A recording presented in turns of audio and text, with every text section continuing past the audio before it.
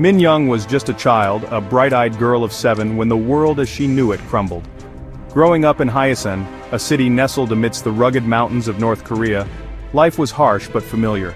Food was scarce, electricity a luxury, and the ever-present portraits of the Kim dynasty a stark reminder of the regime's iron grip. Despite the hardships, Min Young found solace in the warmth of her family and the innocent joys of childhood. The quaint, 2-story house, weathered by time and hardship, echoed with laughter and the comforting aroma of her mother's kimchi jjigae. Life was simple, their world confined within the borders of their isolated nation.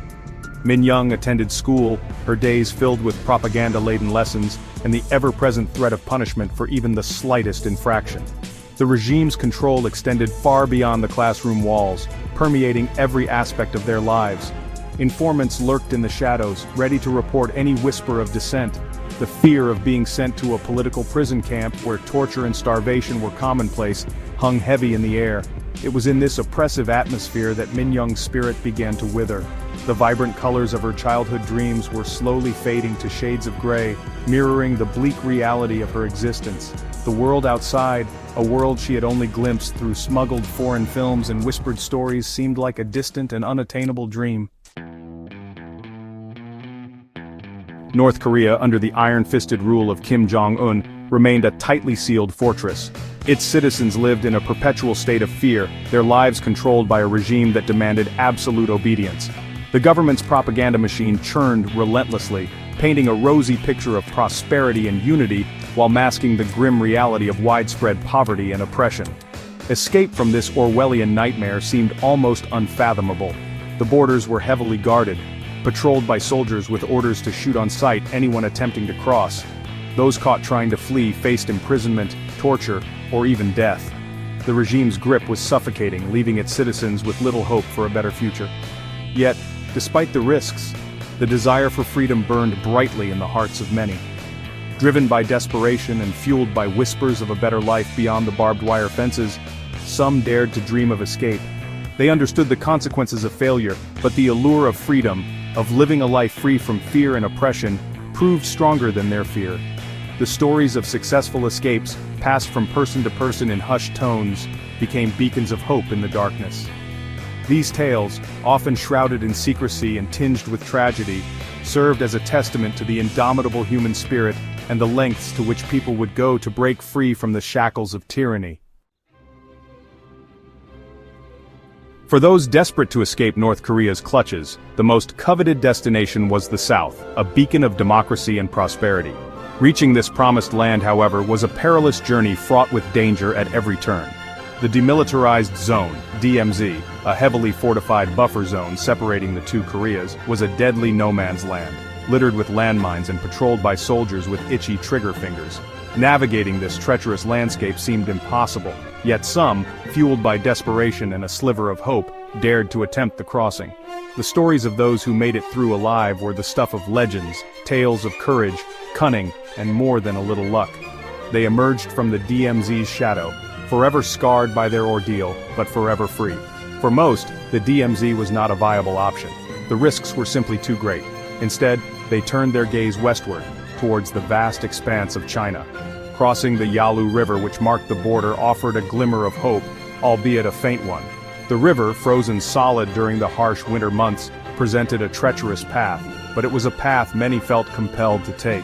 The journey through China was a perilous one, fraught with its own set of dangers. The Chinese authorities, though not as overtly hostile as their North Korean counterparts, were far from welcoming. Refugees lived a precarious existence, constantly on the move, always looking over their shoulders, fearing arrest and forced repatriation. South Korea, with its bustling cities, vibrant culture, and promise of freedom, represented the ultimate goal for many North Koreans seeking a better life. The allure of a land where they could express themselves freely, practice their religion openly, and pursue their dreams without fear was a powerful motivator. The South Korean government, recognizing the plight of their northern brethren, offered assistance to those who managed to escape the North's iron grip. Resettlement programs provided housing, education, and job training, helping defectors integrate into their new society and rebuild their lives. The journey to South Korea, however, was far from easy. The most direct route, through the heavily guarded DMZ, was fraught with danger. Those who attempted this perilous crossing risked being shot by border guards or blown up by landmines. The vast majority of defectors were forced to take a more circuitous route, often traveling thousands of miles through China and Southeast Asia before finally reaching safety. For those fortunate enough to make it to South Korea, the transition could be challenging. Many struggled to adapt to the fast-paced capitalist society, their lives forever marked by the trauma they had endured in the North. Yet, despite these difficulties, most defectors expressed immense gratitude for the opportunity to live in freedom, a testament to the resilience of the human spirit. While the DMZ and the Chinese route remained the most common escape routes, some desperate souls sought freedom through even more perilous means. The Yellow Sea, a treacherous expanse of water separating North Korea from South Korea and China, presented a daunting and often deadly challenge. Small, rickety boats, ill-equipped for the open sea, became vessels of hope for those willing to risk it all. The journey was fraught with danger, from unpredictable weather to the ever-present threat of detection by North Korean patrol boats. Many perished at sea, their dreams of freedom swallowed by the waves. Those who survived the perilous voyage often arrived on foreign shores exhausted, dehydrated, and traumatized. Their stories, often recounted with a mixture of relief and lingering fear, served as a stark reminder of the lengths to which people would go to escape oppression and seek a better life. The sea, like the DMZ and the Chinese border, stood as a formidable barrier, a testament to the North Korean regime's determination to keep its citizens imprisoned within its borders. Yet despite the risks, the allure of freedom proved too strong to resist, driving some to brave the unforgiving waves in search of Shenyang, a bustling Chinese city teeming with life and energy. The streets are always crowded, filled with the sounds of vendors calling out, people chatting, and the constant hum of traffic. It's a city that never seems to sleep, always moving, always alive. For me, it was a place of fear and uncertainty. The noise and the crowds were overwhelming, a constant reminder of how alone I was in this vast city. I was no longer Min Young, the girl who dreamed of a life beyond the borders of North Korea. My identity had been stripped away, replaced by a constant state of vigilance and fear. I was now a ghost, a shadow hiding in plain sight. Every day was a struggle to remain unseen, to blend into the background and avoid drawing any attention to myself. Every day was a tightrope walk, a constant fear of exposure gnawing at my insides. The fear of being discovered was always present, a dark cloud that hung over me no matter where I went or what I did. Work was a necessity, a means to survive. I took whatever jobs I could find, often working long hours in difficult conditions. It was exhausting, but it was the only way to keep going. But it was also a source of immense anxiety. The fear of being reported or discovered by my co-workers was always in the back of my mind. I had to be careful, always watching what I said and did. The language barrier felt insurmountable, my Korean accent a constant reminder of my true origins. Every conversation was a challenge, every word a potential slip that could give me away, every interaction was a potential threat, every curious glance a reason to retreat further into the shadows. Sleep offered little respite. The nights were filled with nightmares, vivid reminders of the life I left behind and the uncertainty of the future. Nightmares plagued me, vivid reminders of the life I left behind and the uncertainty of the future.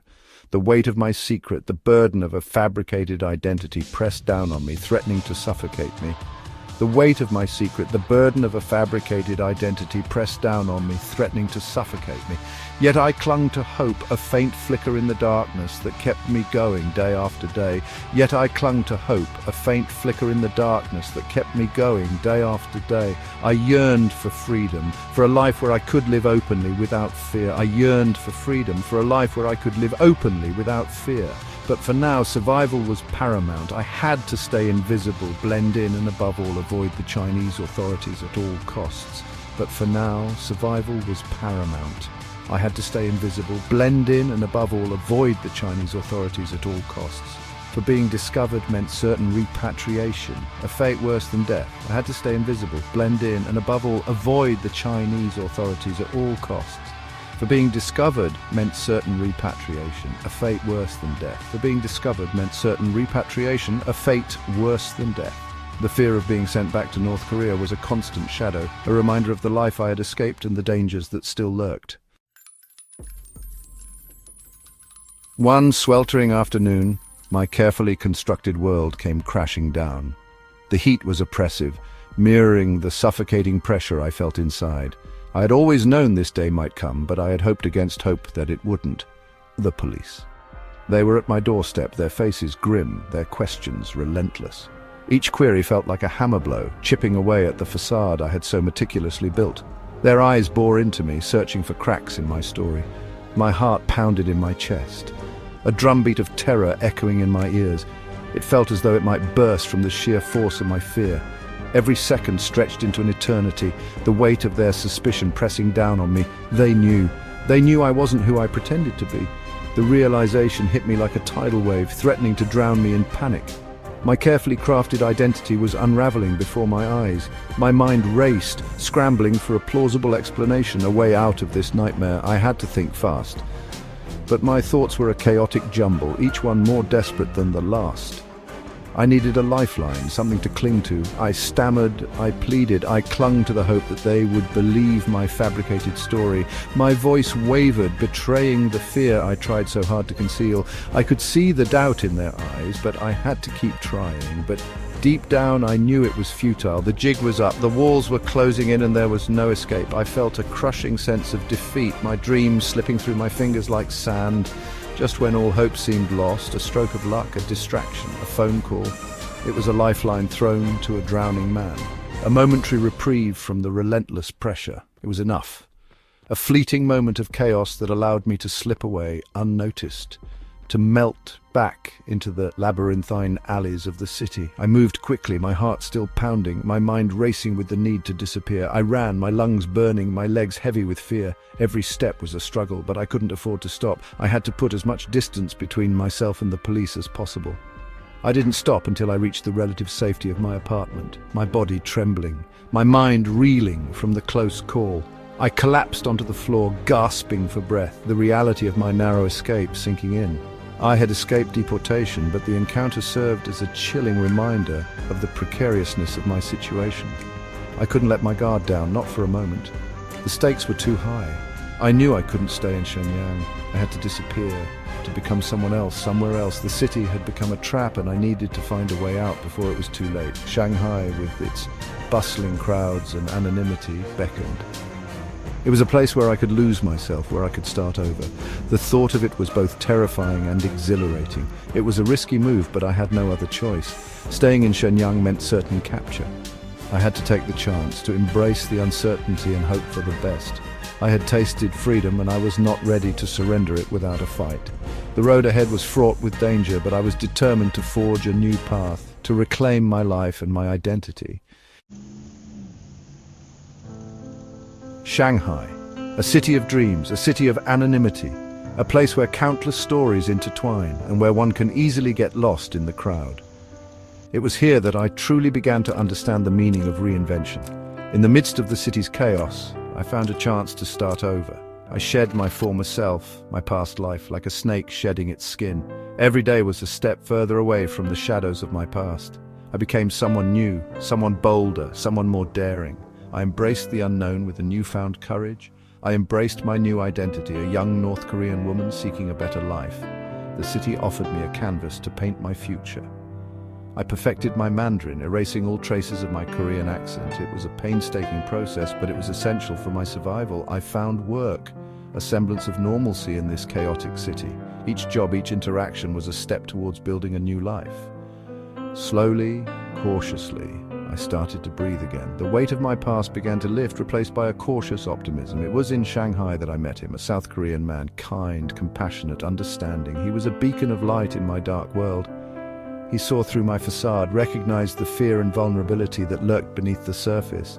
His presence was a comfort I had longed for. He offered me solace, a safe haven in the storm that was my life. With him, I felt a sense of security I hadn't known in years. For the first time since I had fled North Korea, I allowed myself to hope. Hope for a future that was bright and filled with possibilities. Hope for a future, for a life filled with love and laughter, a life free from fear. Together we dreamed of a world where we could be truly free. He gave me the strength to believe that maybe, just maybe, such a life was possible. His unwavering support was my anchor, but fate, it seemed, had other plans. The dark clouds of my past began to gather once more. My newfound happiness was short-lived. The shadows of my past were never far behind. My past, like a shadow, followed me to Shanghai. No matter how far I ran, it was always there, lurking. The authorities were closing in, their net tightening. Every day, the fear of being discovered grew stronger. I knew it was only a matter of time before they found me. The life I had built, the love I had found, all seemed to be slipping away. The time had come to make a choice: stay in Shanghai and risk capture, or embark on a perilous journey to freedom. It was a gamble, a leap of faith, but I knew in my heart that it was a risk I had to take. South Korea, the land of my ancestors, the beacon of hope that had guided me through the darkest of times. But reaching it seemed like an insurmountable task. I was alone, penniless, and hunted. My journey was a blur of sleepless nights, clandestine meetings, and heart-stopping close calls. I traveled by night, hiding in the shadows, my senses on high alert. I relied on the kindness of strangers, many of them fellow North Korean defectors, who risked their own lives to help me. Through China, Vietnam, Thailand, each step took me further away from the life I knew, the life I had left behind. I faced danger head-on, my determination fueled by a burning desire for freedom.